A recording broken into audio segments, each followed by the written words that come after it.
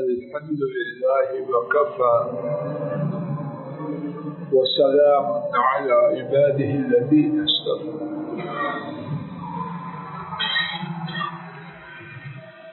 اللہ ناظرین کی توفیق سے نبی کریم صلی اللہ علیہ وسلم کی سیرت طیبہ میں داماد کے ساتھ معاملہ کی جو کیفیت تھی اس بارے میں ہم یہ بات پڑھ رہے تھے کہ ہمارے نبی کریم صلی اللہ علیہ وسلم اپنے داماد کے لیے دعائیں کیا کرتے تھے. اس بارے میں دو مثالیں اللہ کریم کی توفیق سے پڑھی گئی. آج تیسری مثال صفحہ نمبر 123 پر 123 صفحہ کے آخری نصف میں داماد سے گرمی اور سردی کا احساس ختم کرنے کی دعا ہے. امام ابن ماجہ نے عبد الرحمن ابن ابی لیلہ سے روایت کیا کہ انہوں نے بیان کیا کان ابو لیلہ یصبر مع علی رضی اللہ تعالی عنہ. ابو لیلہ علی رضی اللہ تعالی عنہ کے ساتھ اور رات کو گفتگو کیا کرتے تھے. فكان يلبس ثياب الصيف في الشتاء وثياب الشتاء في الصيف. تو حضرت علی رضی اللہ تعالی عنہ گرمیوں کے کپڑے سردیوں میں اور سردیوں کے کپڑے گرمیوں میں پہنا کرتے تھے. ہم نے عرض کیا راوی بیان کرتا ہے اگر آپ ان سے اس بارے میں پوچھیں ان کے دریافت کرنے پر حضرت علی رضی اللہ عنہ نے بیان کیا ان رسول اللہ صلی اللہ علیہ وسلم بعث الیہ. رسول اللہ صلی اللہ علیہ وسلم نے مجھے پیغام بھیجا. وَأَنَا أَرْمَدُ الْعَيْنَيْنِ اور میری آنکھیں دکھ رہی تھی. یوم خیبر اور یہ واقعہ غزوہ خیبر کے موقع پر تھا. میں نے عرض کیا یا رسول اللہ صلی اللہ علیہ وسلم انی ارمد العینین بے شک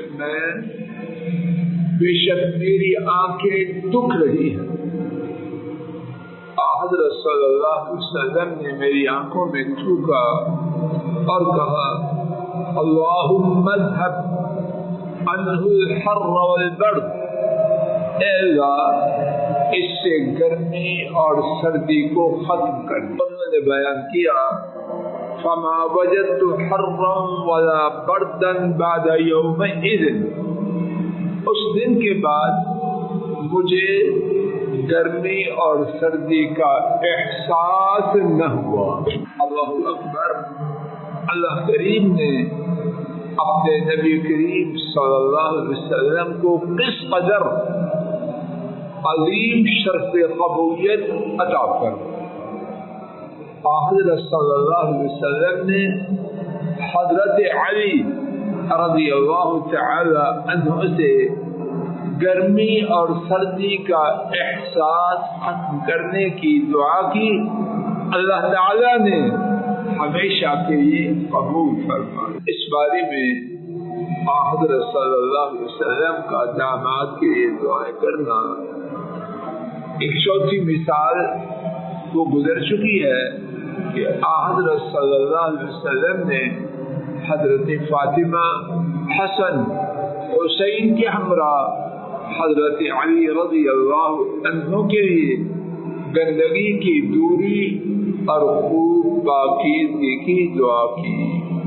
اللہ تعالیٰ اپنے فضل و کرم سے مجھے اور آپ کو بھی اپنے دامادوں کے ساتھ نبی کریم صلی اللہ علیہ وسلم کے طریقہ کے مطابق عمل کرنے کی توفیق عطا فرمائے، اور اللہ تعالیٰ اپنے فضل و کرم سے ہماری ان کے ساتھ معاملات انتہائی خوشگوار بنائیں، نہ ہماری جانب سے انہیں رائی برابر کوئی تکلیف پہنچے اور نہ ہی ان کی جانب سے ہمیں کوئی تکلیف پہنچے۔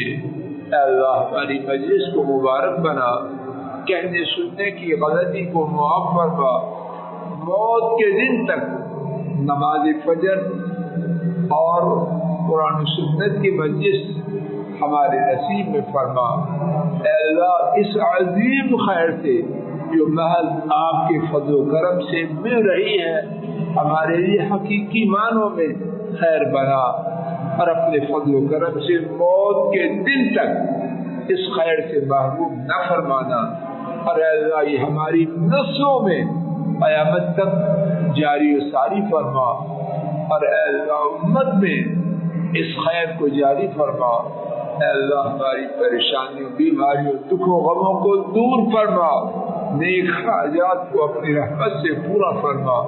اے اللہ ہمارے بیماروں کو شفا دے، ہمارے فوت شدگان کے گناہوں کو معاف فرما، اور اے اللہ جو فوت ہو چکے ان کے لیے ہمیں صدقہ جاریہ بنا، جو زندہ ہیں ان کے لیے خیر کا سبب بنا، اور اے اللہ ہمارے کنبوں کو، ہماری اولادوں کو ہماری آنکھوں کی ٹھنڈک بنا، اور جب ہم دنیا سے چلے جائیں تو اپنے فضل و کرم سے انہیں ہمارے لیے صدقہ جاریہ بنا۔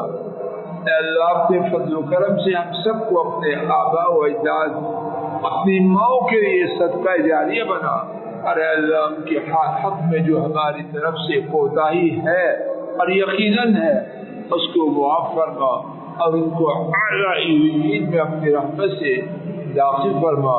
اے اللہ ہماری دنیا سدھار، اے اللہ ہماری آخرت سدھار، اے اللہ ایمان والی، عافیت والی، اپنی محتاجی اور پوری کائنات سے بے نیازی والی زندگی نصیب فرما۔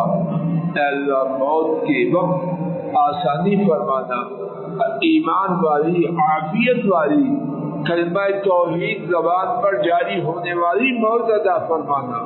اے اللہ حسب دار و عدالت و جیب میں ذلیل و خوار ہونے والی زندگی اور بری موت سے محفوظ فرمانا۔ اے اللہ وینٹیلیٹر سے بچانا، بے ہوشی کی موت سے بچانا، اے اللہ بری موت سے بچانا۔ وصلی اللہ تعالی علی خیر خلقہ وعلی آلہ واصحابہ وأهل بيته وأتباعه إلى يوم الدين آمين يا رب العالمين۔